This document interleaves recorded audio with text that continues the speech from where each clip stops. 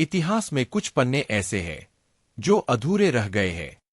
मौर्य साम्राज्य का नाम लेते ही हमारे दिमाग में चंद्रगुप्त और अशोक के नाम गूंजने लगते हैं। लेकिन क्या आपने सोचा है, इन दोनों के बीच का इतिहास क्यों इतना धुंधला है? बिंदुसार, चंद्रगुप्त का बेटा और अशोक का पिता, एक ऐसा राजा जिसकी कहानी रहस्यों और षड्यंत्रों से भरी हुई है। आइए आज हम उन गुमनाम पन्नों को पलटते हैं और जानते हैं कि मौर्य साम्राज्य के सबसे अनदेखे अध्याय में कौन कौन से राज छुपे हैं।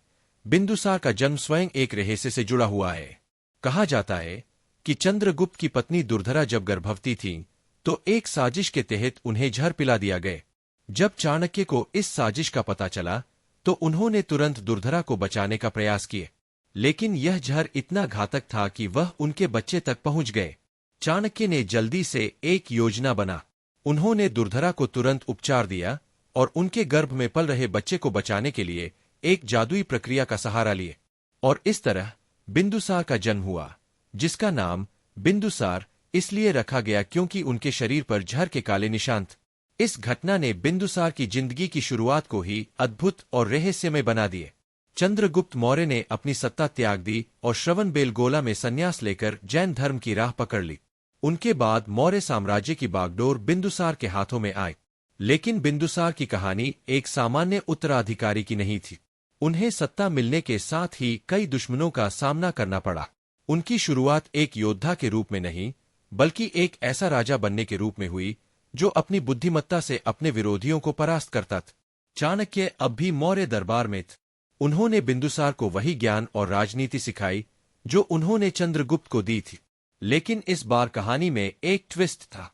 मौर्य साम्राज्य के अंदर से ही षड्यंत्र शुरू हो चुके थे।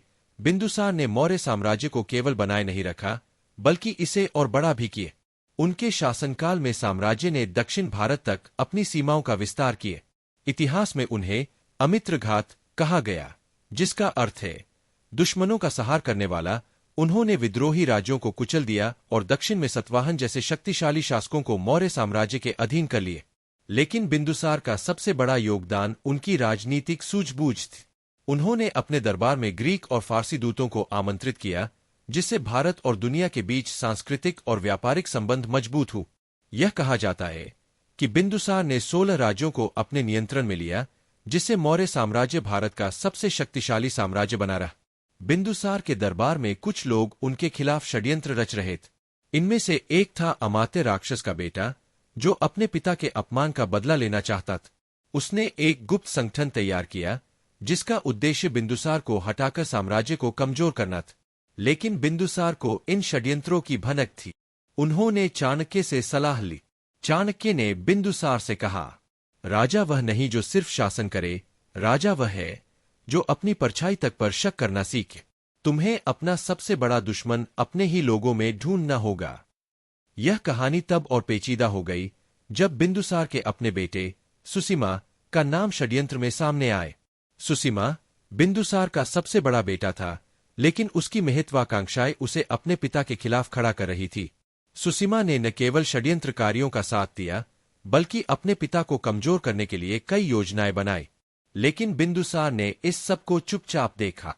उन्होंने कहा, सत्ता पाने की भूख खून के रिश्तों को भी भुला देती है, पर राजा का कर्तव्य है कि वह अपनी प्रजा के हित में अपने परिवार से भी लड़ सके। बिंदुसार का शासनकाल मौर्य साम्राज्य को स्थिरता और समृद्धि देने वाला था। उन्होंने अपनी राजनीति से विद्रोहियों को शांत किया और अपने साम्राज्य की सीमाओं को मजबूत किए। लेकिन उनकी मौत आज भी इतिहास का एक बड़ा रहस्य है। कुछ कहते हैं कि उन्हें उनके ही दरबारियों ने जहर दिया, तो कुछ मानते हैं कि उनके बेटों के बीच सत्ता संघर्ष उनकी मौत का कारण बना। पर सच क्या है, यह आज तक किसी को नहीं पता। बिंदुसार की मौत के बाद मौर्य साम्राज्य का ताज अशोक के सिर पर आए, लेकिन यह इतना आसान नहीं था।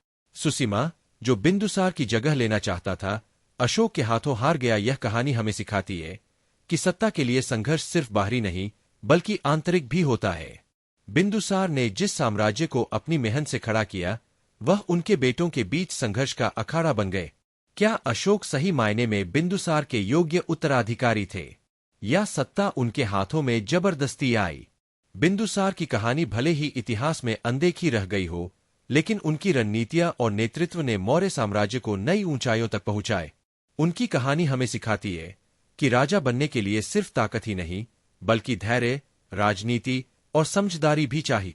अगर आपको यह कहानी पसंद आई, तो हमारे अगले एपिसोड में देखिए अशोक महान की कहानी और उनके जीवन का सबसे बड़ा बदलाव।